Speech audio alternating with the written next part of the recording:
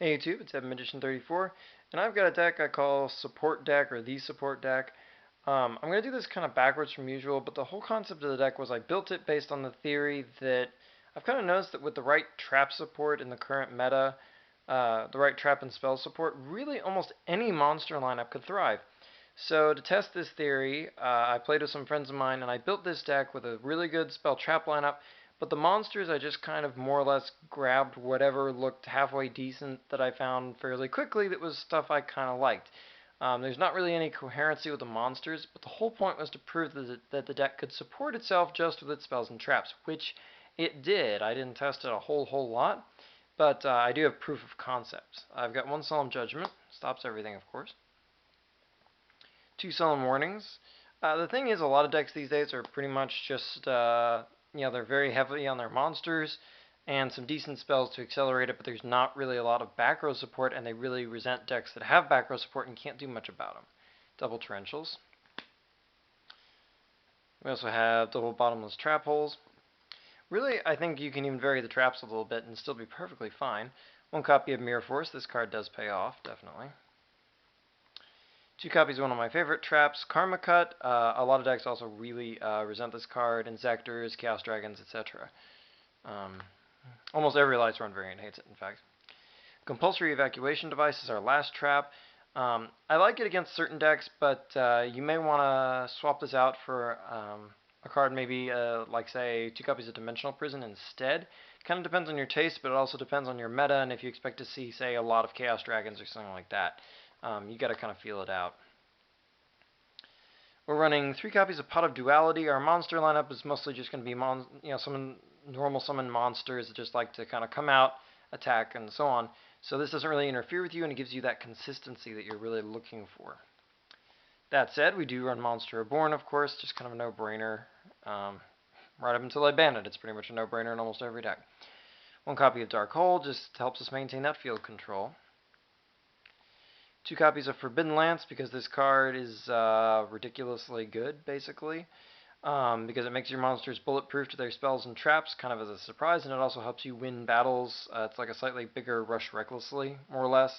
I mean, it's shrinking their monster, but it basically creates that 800-point disparity. An exceptionally powerful card. We have Heavy Storm, of course, just helps our plays go through.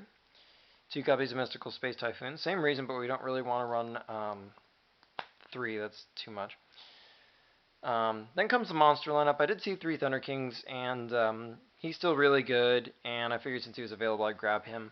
I realize he's pretty standard, and he also helps this sort of quasi-anti-meta thing we got going on. But he's easy to get now, so I felt like he fits the bill. Now that said, really not meta was Dodger Dragon. I saw this guy and I just couldn't resist. He's a 1900 point beat stick, and he can't be Solemn Judged or Solemn Warned, so he can help push through against those decks that do have a few back rows.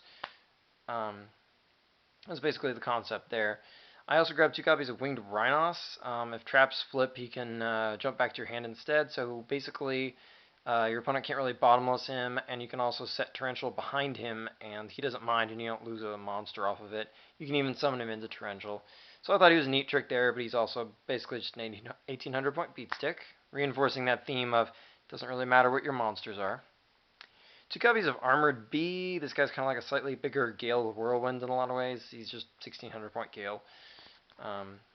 He actually turned out really good because he can run over things like Judgment Dragon and Blackluster Soldier. So he actually turned out to be one of my favorite cards to draw.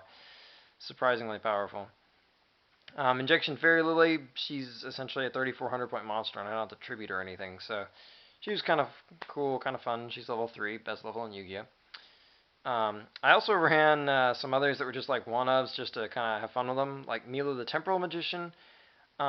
Basically, when she's normal summoned, her effect lets you look at one of your opponent's set cards, which isn't very important.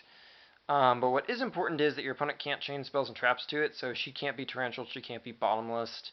So actually she is kind of good in the sense that you can, if you've already got a monster on the field and they've got their torrential set, you can summon her and they can't blow up the field in response. She's kind of like a free extra monster in that respect.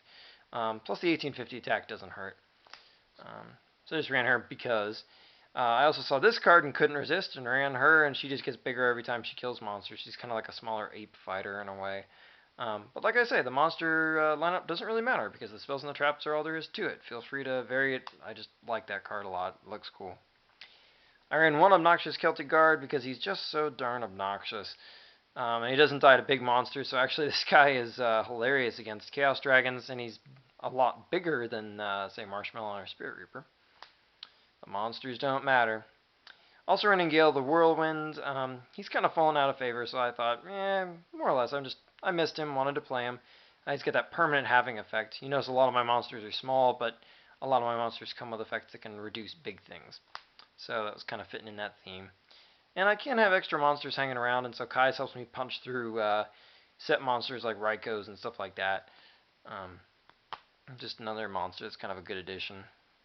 Gores, you got to kind of play it carefully because obviously we're pretty reliant on our back rows, but it's easy to set him up too, and with that one back row or two back rows set, it's easy to set up that thing where your opponent thinks they're safe from Gores, and then boom, you Gores them after they think they've been beating you by taking away those back rows.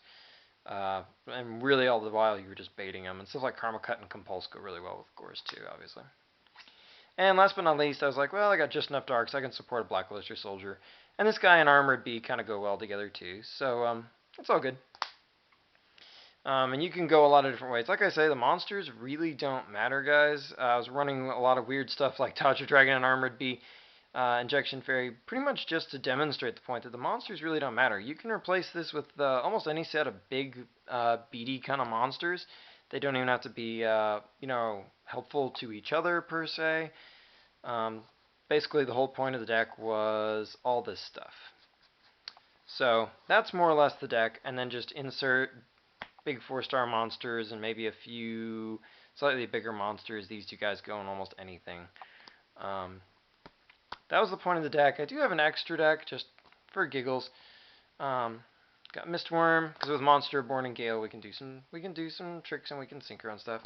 So there's Stardust Dragon, Scrap Dragon, Void Ogre Dragon because we do have a Dark Tuner, so it's conceivable we could make him. And I think he's a little bit better than Infernity Doom, but that's kind of a matter of preference. 7 stars is probably our most easy synchro. So we got Black Rose Dragon, Blackwing Armor Master because we can make him because we have Gale. Ancient Fairy Dragon, Bryonak because he's still awesome and amazing. Gravity Warrior in case you need a beat stick instead of Bryonak. Catastor, basically the only 5-star we want. Making rank 4s is pretty easy, so we have Utopia, Maestroke, Gemini Pearl, once again just in case you need that beat stick. Wind Up Zen mains, we can make rank 3s too if we need to. And Levier, who can be cool under the right circumstances, so better to have him than not have him. And that's basically the deck. And like I say, you can run almost anything with that same spell trap engine, and that's the point. This deck is all about the support system rather than the specific monsters, but I thought I'd show you the specific monsters I was testing just to kind of prove the point. So test it yourself.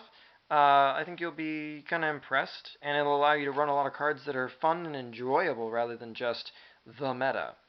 So until next time, like, comment, subscribe, and check out my channel for more cool gaming content.